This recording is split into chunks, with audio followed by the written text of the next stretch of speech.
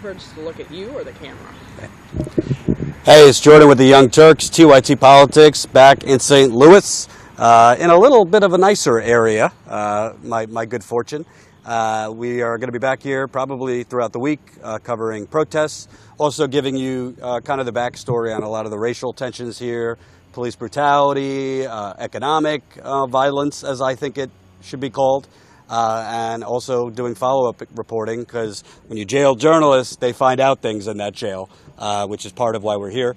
I'm here with Sid. I'm totally going to botch both of your names. Say it again. I'm Amy Jade. Emily. And I was arrested with you. You missed this one, but have been arrested several other times. And just so I have it right, you're a transgender male. Correct. And 2 transgender females. And when you think about St. Louis police, they're not exactly, I'd say, by the book or kind to straight people, white poor people, I should say.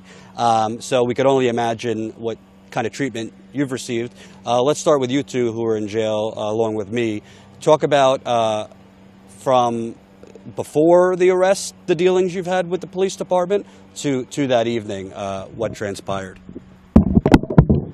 You know, oh my God, I mean, it's just crazy. Actually, for me specifically, I do media, so I do independent media. You know, I'll go out and film protests, film usually other people's arrests, because I'm usually not actually participating in, you know, the lockdown or the action or what have you.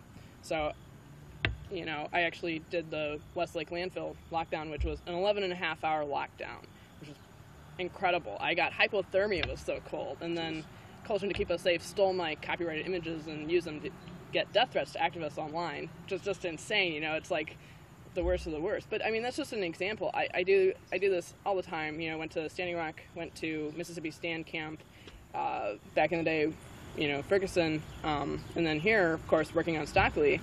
I have also worked on the Isaiah Hammett protests. Big shout out to Isaiah Hammett. Kid killed by SWAT, completely unarmed, saved his grandpa. Long story short, it was just like a little tit for tat assassination. Hate St. Louis police because they are murderers. They're executioners. And I call them out and they don't like it. And especially because I'm transgender, I get in trouble because I'll put something out, they come after me, suddenly my inbox is flooded with Blue Lives Matter people saying they're going to kill me. And actually, I'd like to give a good old shout out to a local alt-right favorite, Peggy Hubbard, tied into some of the worst corrupt politicians in St. Louis. Oh my God. But she came after me in a huge way, kept posting online she was going to have me raped, tortured, and murdered by her people. It was pretty crazy. And I mean, I tried to get a restraining order against her. Judge was corrupt, laughed it off, wouldn't even look at the evidence of her trying to tell my boss, actually, that I should be fired and her husband, who's a police sergeant, is going to get me. So, like, I've got this whole extrajudicial, like, police murder campaign against me literally online that I can't get justice for. And then I go into, like, the Stockley protests. And so that's my frame of reference for all this. I just want to remind people, because not everybody watching has been watching. So the latest protests are because in the middle of September, another white police officer named Jason Stockley was found not guilty. The shooting, he shot an unarmed African-American, Anthony Lamar Smith. This was in 2011, so the case got delayed. He was indicted to a grand jury, which does not typically happen for St. Louis police. During the chase, because the police officer literally chased this African-American for 3 miles by car, he was on tape, Stockley, saying, "I'm going to kill this motherfucker, you watch." Seems like premeditation to me, don't you think? Once the cop car rammed into Anthony Lamar Smith, Stockley's partner got out, goes towards Anthony Lamar Smith's car, I guess felt that it was safe to, move on and put his weapon down. Then from the other side, you see Stockley come out, about 5 or 6 shots, killed him. And then, I mean, because you can do whatever you want here, if you're a police officer, he goes in the car, does something, I think plant a gun. The only gun that was found had this officer's fingerprints. So you have him chanting, "I'm going to kill this motherfucker, you watch." He kills him.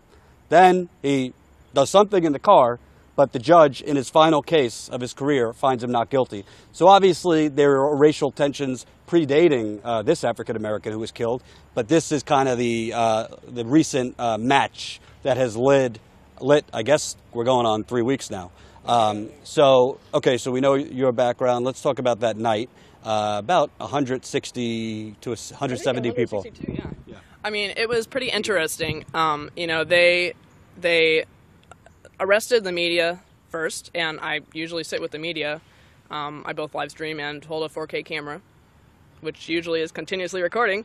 Mm-hmm. And so, you know, they arrested you. They arrested Reb Z. They arrested everyone that they could lay hands on that was sitting with the legal and media team. And it was interesting that they got us first. And it really sucks because there was this old lady in the crowd that, you know, was for the general protesters. And her hands, I kid you not, let me, you know, can you hold this for a sec? Mm-hmm. Okay, so her hand ended up with a egg-sized swelling of, I think, blood. And she had this huge cut down the other arm. And that's because the riot police, when they came in, they were jamming their shields on people's arms to break them apart. So it's just ridiculous, you know, and that's the kind of thing that I, as a media person who often acts in a legal capacity for people who have been hurt or arrested unfairly, I want to capture that. And I'm being denied that capability and arrested preemptively first. Mm-hmm. So, first off, you know, they're taking away the media's right to cover things. They're taking away legal observers' rights, right? And then thirdly, I was searched probably 5 to 6 times in my, you know, twice out there before we even got into the jail, and then several times inside the jail. It got to the point that one of the prison guards was like, you know, you've searched this person a lot. Why are you doing it again? And at that point I was like, you know, that's kind of weird. That's a good question. Because they searched me, they put me in the paddy wagon with everyone else, and then they closed the doors, and then they pulled me back out of the paddy wagon. So I'm standing on the back of the paddy wagon like a pedestal looking at this crowd of people and all these cameras, and then they start, like, going into all my, you know, pockets and groping around, looking through everything. It's like, you guys already searched me and, like, know exactly what I've got. Why are you doing that? Now, at that point, do you think they're doing it because you're media, transgender, both? I don't really know, but I mean, I will say it came out that I was transgender the third time that I was searched, which was in the jail cell, because they were, you know, patting me down and trying to get really personal. And I was like, and they're like, oh, you know, I'm like, oh, I'm wearing a binder. I'm transgender. I'm a transgender male. What's that? What's that? Okay, I'm legally male. What were you born as? And was this a male or a female officer? It was a female officer. And it's not that I, like, mind people's ignorance, because that's to be expected. But I would hope that a jail would have kind of policy in place so that, A, you don't out people, you don't loudly ask them questions in front of other people. If someone says to you, I'm transgender, maybe that's the point where you take them for a separate screening, not in front of everyone else, where you're getting all into their, you know, privates on, you know, in a public setting, mm-hmm. interrogating them noisily, asking them all these questions, and then still put them back with the wrong gender. And then march them somewhere else and are like, really weird. Okay, so they wanted to put me in solitary. So they marched me back to this, you know, other section. And then they couldn't even say it. They couldn't say to the other guard that I was transgender because they didn't want to. They didn't even want to say it. So they're sitting there. And the other guard's like, okay, what? Why you come back here? And they're like... And I'm like, are you kidding? I'm like, I'm transgender male. Can you please put me with the guys? I'm legally male. Oh, why didn't you say that? And they put me in solitary. So, when they put you in solitary, were you by yourself or were you with other transgender males? I wasn't with anyone else who was my gender. And I think that, you know, they need to have a serious think through about their policy, because they're putting people of different genders together and assigning everyone who's transgender or genderqueer to, like, the same category, and we're not. So, you know, if you're just sort of sandwiching people together who you think are all in this one category, it's just weird. Mm-hmm. Because maybe those people are legally this or that gender, and they need to be recognized as that and put with that specific gender. Mm-hmm. And what was, did you have a similar experience to this? Well, I had a different experience starting out because I was with the protesters themselves. I was kind of in the middle of that group. So I did see them come in with the shield and break people apart. And my initial experience was a little different. I was only searched once while I was out there. I was outed much earlier when they asked for my legal name because I haven't had the time and ability to get everything changed yet. So I gave my legal name. One of them was decent enough to ask what I preferred to be called, and since I didn't really want to get bashed in the face, I didn't say free or innocent. I said ma'am, and that became kind of the catchphrase for me. When they were sorting people into vehicles, they had the females over there and the males over there, and ma'am. Wait. So they put you in a different vehicle than everybody else? I was the last one to leave because they put me in a vehicle entirely by myself. There was a point where there was myself sitting on a street corner with on a sidewalk with my hands zip-tied behind my back, the arresting officer looming behind me with a couple of people he was palling around with, and 45 other riot cops that I could count. No other protesters, except the ones that were being kept separate from us, the jail support team, by the bike cops that I didn't even bother counting at that point. So I just want to make this clear. Ty and I, we were in a paddy wagon or whatever that is, probably with 8 or 9 people in the back. It was 8 of us in the back. Right. 4 women right in front of us. Yeah. But so total, we probably had about 13 to 15 people in that wagon. They put you in a same-size wagon by yourself because you're transgender, essentially. Yes, that's exactly what it is, because while I was sitting between the male and the female groups, they came up to me to try and figure out which vehicle to put me in. So first question was, so you're transgender? Yes. All right, so were you born male? No, I was born female but misidentified as male. Okay, so it went on in this vein. Eventually, they ended up asking, that particular person ended up asking, look, I just need to know what you got, a penis or breasts? Which... Was that a male or female who asked you? That was a male. Which, and also, I mean... Those things aren't, like, exclusive. They are not exclusive. It is somewhat alarming that the officer in question... Hold on, say that again? Oh, I know for a fact that it's not exclusive, because, like, hey, I paid money for these, like, joke, but for real. Yeah, and I'm in the same boat. Yeah. I knew we had gotten to that point, and I was like, oh, he's not going to like the answer to this one either. No, exactly. My answer was basically yes, because I've been on hormone treatments, but I haven't had any surgeries, haven't been able to afford any. And at that point, they decided that I would get my own vehicle. They put me in a row by myself after they figured out I was transgender when they were processing people. They're like, oh, go sit in that row, the middle one. It was empty. They're like, stay there. See, at that point, I was apparently passing. They put me in with a row of women, and they were bringing me downstairs to be processed with these other women. And while we were going down, one of them expressed some upset that the cops had confiscated her protest signs, which she had put a good deal of work in.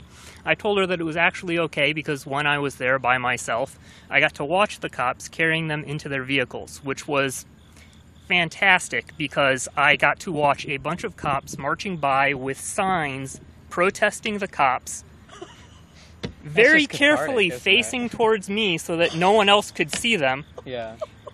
It was, and while they were blocking the street, it was like a macabre continuation of the protest just for me. What were they doing? Chanting, "Whose streets are streets?" Now, you weren't with us that night, but you've been arrested as part of protest activity, and I know you've had some doozies with these same police officers. And by the way, the cops, they never got back to my question specifically, which one of them was, do they have a policy on processing where they put transgender, male, female? I can answer that one. Right. The only thing they got back to me is, well, we haven't received any internal affairs complaints, which I don't know if that's true or not, but I'm pretty confident they've received complaints over the last couple months.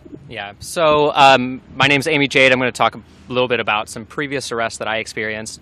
The first one was at the LGBTQIA protest, which was a bigger one in St. Louis. That was slightly in response to a Trump administration but also in response to bathroom bills being established within Missouri. What happened during my arrest was targeted arrest for being a protest leader. And then during the processing phase, I asked to see medical personnel, because if you are arrested and you sign a paper where you do not see medical personnel, you cannot legally process that as a civil case in the future. So I had that medical personnel in interaction. The individual who processed me asked me very pointed, very kind of disgusting questions in regards to certain things. She asked if I was completed. I was like, well, I mean, I don't know if I've really come to a full spiritual completion in my life. I'm still kind of looking around for religious aspects, but yeah, I'm pretty complete, spiritually. But she was like, no, I mean, you're junk. I think you probably lost her at spiritual. I'm not sure they know what that means. Yeah, definitely did. But then as I tried to correct some of the ways that she was talking about things, she likened me to a crackhead and a whore, and told me, I don't care what you are, you're still a man, get back in your cell. At this point, I was being held in solitary cell, which it's important to state that the solitary cells in the Justice Center do not have phones. So whereas the other cells do have some amount of the processing cells and the holding cells down in the bottom floor, they have a phone where you can reach out, get in contact with lawyers, you can get in contact with jail support, whatever. I did not have that. And if you're held in solitary, you do not have that. After that experience with being held in solitary for a time frame, at that point I was with another trans woman who was locked up with me. We stayed in that very small cell together for a time frame. Eventually they processed us upstairs, where this protest ran at the same time as the Mardi Gras parade in St. Louis, and so there was a drunk tank filled with drunk men. And they paraded me specifically because of me telling the other protesters what their rights were. You don't have to answer these questions, etc. They paraded me back and forth in front of these men, and they kept threatening to throw me and the other trans woman protester in with these drunk men. Did they say anything to the drunk tank men that you were transgender or anything like that? So it was somehow leaked. One way or another. They did confiscate my clothes at one point, and I was wearing a jumpsuit. So I was stripped of my clothes, paraded back and forth in front of a drunk tank, threatened to be thrown in with the drunk tank. They did not confiscate my shoes, just fun fact, I guess. But that was the first arrest. Eventually I got let out, but the other two were held for 24 hours. I want to move back. Yeah. What was the reason they told you they were stripping you down naked and taking you out of your cell to go in front of men? So they did not strip me naked to walk in front of the protester, or not the protesters, sorry, the drunk tank. However, they took me to a back room where it was like a shower, told me I had to take off my clothes, replace them with a red jumpsuit. I was the only person in the situation who was arrested who was put into this jumpsuit, and it was multiple hours into my arrest and only a couple hours prior to my release. I assume it was a punitive measure, but I can't say for certain. They paraded me in front of the drunk tank in this red jumpsuit in the red jumpsuit and in my clothes prior. I don't know what the reason was for anything like that. They also marked a bag of my clothes with my last name first, and my last name is Maxwell, which could go as a male's name. I think that there was this element of, let's try to offend this person in any way necessary. I was called ma'am, sir, that, it, those kind of words and everything during the first arrest. And that was that whole thing. Sure.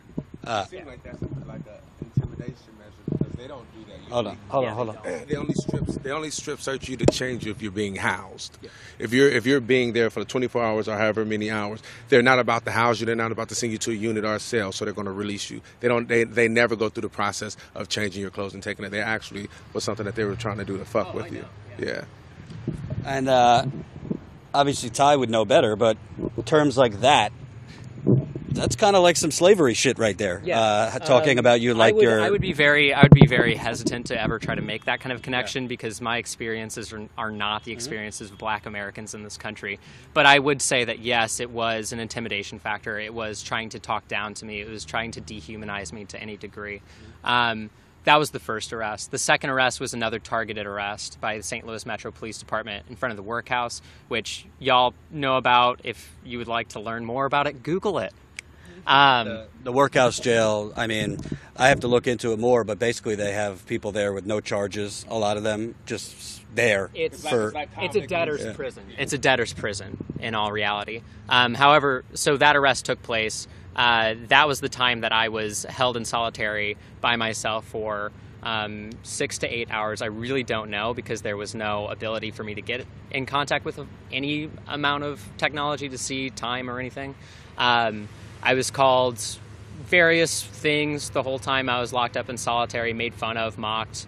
That's pretty standard. It wasn't as bad as the first time, but I was asked to take a pregnancy test just from the amount of confusion that was going on in there. They made me take a pregnancy test, then dump it out, and then I was sent back into solitary, waited around for a little bit of time, finally got out of solitary, then went back in again or something like that, and then finally eventually got out. I don't get it. They made you take a pregnancy test for what? To like... So the confusion was my appearance is very androgynous. I understand that. I'm cool with that. I respect it.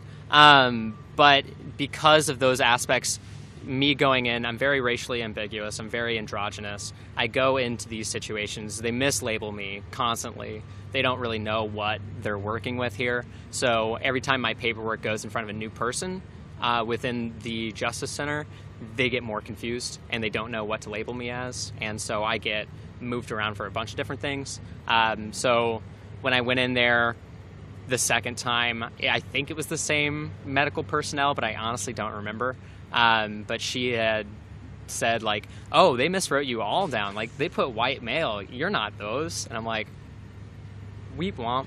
And then she like changed all my stuff around, sent me back into solitary, said, we're going to make you take a pregnancy test. I'm like, hey, bless your heart, but it's not going to come out. If it does, we got better things to worry about. Like we're about to make some money.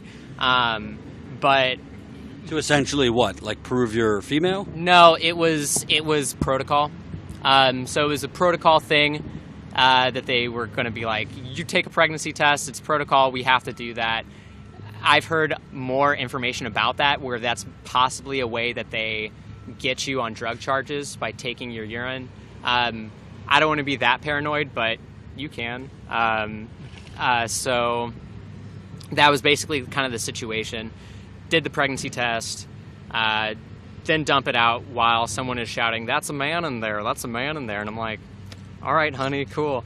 And then, yeah, eventually get out that night, but solitary the entire time. Again, like you two have said, it's a shitty system of how they hold you indefinitely, just a lot of mockery going on, and it's just frustrating, and it can really get to your ability to just kind of like hold on to your own identity and have that kind of confidence in yourself. I know now for a fact that I'm listed by St. Louis Metro Police Department as a female impersonator within their police reports.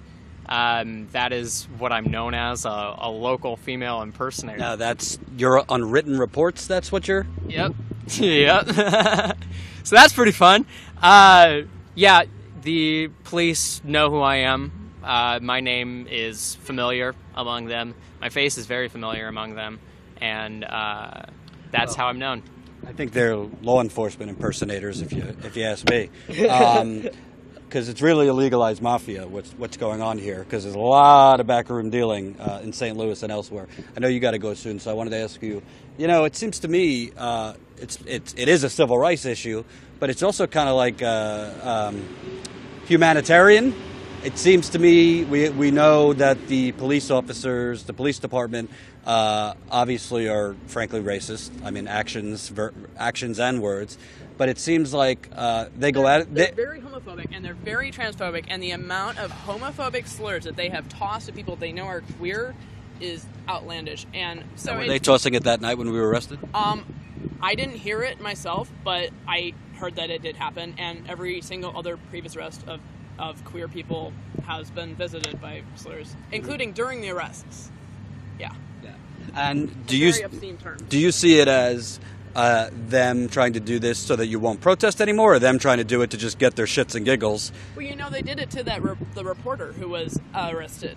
The one that there's that nice big article about that they were beating in front of his wife. And I can't repeat what they said. It's way too obscene. But, you know, they love to throw out these homophobic slurs because they're such big boys. You know, I mean. And one of the things that I would like to mention is that there's, like, no medical care in the Justice Center at all. And those cells are horrifying. Like, the solitary cells, way worse than the holding cells. Yeah. Like, How so? Like, here's an example. Okay, there was caked urine about this thick in the toilets in solitary, and it reeked. And there was shit on the walls. It's like, are you kidding? And there's even shit on the ceiling. I'm like, have they cleaned this place in 5 years? Like, does this ever get inspected? This is a city-run facility. How in the world did they get away with this? Mm-hmm. So it's like a punishment tactic. On top of being in solitary, you're in a filthy fucking little dungeon cell with no amenities, obviously. And what about the physical aspect? They were patting down people in front of people in the holding cells. Are they patting you down more, harder? Do they kind of like make weird comments? Like, what parts do you have while they're patting you down? Yeah. So one experience that I had was the first time I was arrested, the cops kind of acted like children holding my bra. They confiscated my bra at the time, and they held it off at like a distance and were like, ew, like a middle school boy might. Stuff like that, just very immature kind of behavior. She's not talking about a frat party. This is the St. Louis Police Department that's saying this stuff. Yeah. The Metro. Well, technically, so that was the people in the Justice Center. So the people who work in the Justice Center, yeah, they're correctional officers. They're not technically police officers, but as far as anyone really is concerned, they are. It's the same group of people. It's the same concept of people. But yeah, with that kind of thing, like, they are very immature. They technically were supposed to have had a training on trans individuals and dealing with that within the justice system prior to my showing up, but obviously that wasn't a successful training program. I don't know if there's been any more since then, but from what y'all have said, it still hasn't been very successful. And add to that there's, like, no medical care. Again, like, yeah. No medical care. And people do come in injured, and that nurse is just going to be there, sit there, and be like, oh, you're fine. Yeah. And make you sign the form after you take her test saying that you consented to do it. Yeah. And then they're going to put you in solitary for 10 hours, which is what happened to me. I have hypoglycemia and, you know, a glucocorticoid crisis problem. I was like, you know, I'm having heart pain. I'm going to have a heart attack. You better give me something to eat or drink. What do? No, you're fine. She orders a soda in front of me. I thought it was for me. But she sends me to solitary where I literally don't get anything to drink or eat for 10 hours. Meanwhile, they're serving the guys food twice. I hear that the women didn't get anything, but at least they were in somewhere that they could actually drink out of, like, the... I mean... Water, yeah. Yeah, I mean, like, our solitary cell was so disgusting. Like, I would have probably gotten, like, a deadly illness if I would have tried to drink out of, like, the sink thing. Yeah, there was no way to drink anything for 10 hours. One aspect of medical issues that happened was a friend of mine had to sit in an old tampon for the entirety of her time there. I think towards the end she finally got the ability to change it, but she had bled through all of her clothes. Toxic shock syndrome is a thing. That's just kind of like a... She obviously asked, I need to... Yeah, she asked multiple times. I believe from the beginning. She was locked up with y'all. But that's kind of like one very vivid example of how little they really do care. I know one individual exited from the Justice Center with a taser barb still in his body. Yeah, I mean, it sums it up really, really quite viscerally. And for you, do you feel like, obviously they're trying to get everyone to stop protesting, but do you feel like with the transgender males, females. It's kind of like a little extra kind of brutalization. Well, yeah, I mean, they have extra ammunition right there. In my case, they used my legal name despite my saying that I went by Emily, that I've gone by Emily for years now. I use it in my personal life. I use it at my work. They didn't even write that down as an alias. They used my legal name, which is very masculine, at every opportunity and in front of large crowds of people. I was outed. Eventually, they had to post names and addresses. So anyone who wants to, who was in there, knows which name goes to the transgender woman and can find me. That very specifically endangers me. And by the way, the St. Louis Police Department has literally been tweeting out, Doxing people, literally. Doxing people, tweeting out arrestees' home address, numbers. I don't know what their rationale for that is, because like you said, there's plenty of Blue Lives Matter fanatics. And I mean, it's pretty obvious what the rationale is. The rationale is just to try to make it so nobody wants to protest, and that has been affecting our community. I've had people who have been friends of mine who have been harassed by the Blue Lives Matter folks. I mean, we can talk to the owner of Pie Pizza, how he was harassed and his workers were harassed and death threats and bomb threats were called into the building. That's the reality. Like, these folks who are the Blue Lives Matter supporters, they're just proto-fascists ready to line up behind whoever's going to tell them what to go do. And when STL MPD decides, hey, this is your target, they go after that target. They don't care who it is. It is incredibly irresponsible to do so, especially with a trans protester, because there is already so much trans violence in St. Louis. I mean, we had Kiwi Herring, who was harassed constantly by her upstairs neighbors and then shot by police recently. And that story has been totally paved over. Nobody pays attention to it. She was killed? Yeah, she was shot and killed by police in front of one of her children. What was her name? Kiwi Herring. Definitely look up more about that story. Also, Allie Steinberg, who was a young trans girl in Missouri, kind of more the rural side, was murdered here. So we have two kind of like very clear trans-related murders in this state. And it's very, very concerning when a trans person has their addresses or their names published in a way that it's like, here's an individual for this group of people to target who are typically armed and typically have that kind of like political ideology that would push them to go and do those kind of physical attacks. I mean, I've received plenty of my own death threats walking through the city, but that would be nothing compared to if people knew exactly where I lived. I mean, I think it's the epitome of fascism, right? It's the epitome of it. It's taking this sort of nationalist, statist force and coming down on anyone who disagrees with a literal iron fist. Do you guys have, obviously if you're African American, you have the NAACP, other groups. Have you had activist groups or professional groups filing anything against the St. Louis PD, going to the media, advocating for you? Obviously, there's independent media, but what? Because this is horrifying. It is. I mean, I think that it's so horrifying, though, in some ways that we end up falling through the cracks because the cases are so bad that we end up with, at least in my example, I'll have lawyers who are interested at first and then they realize how big the case would be and they're like, oh, God, I don't have like $200,000 to sink into this. I'm a small firm. So, I mean, it would take huge firms, really, to advocate properly for anyone who's trans who's been abused. Yeah, one other issue is the one semi-advocacy group in St. Louis, the Metro Trans Umbrella Group, is not allowed to be political, and they have chosen not to be political because it's more of like a community building. It's not political once you're in the jail and you're being treated this way. Exactly. All things are political. You can't separate politics from any decision you make, but because of the way that this group is run, they can't engage in these kind of like political things that the NAACP can. It would be amazing to have something like that formed in St. Louis or just in like Missouri as a whole, or have better resources nationally to be able to utilize, but it's just not currently there. There's not the infrastructure, there's not really the funding to try to get that going. Also, I mean, we need to talk about the fact that queer organizations just leave trans people behind, because often we're the ones that are getting targeted most, but are we the ones that get all the lawyers? Not really. We usually kind of fend for ourselves. One major thing that certain groups need to keep in mind is the idea of intersectionality. It's been very difficult to try to get that conversation to keep going on in St. Louis, within the protest scene, just in the country as a whole.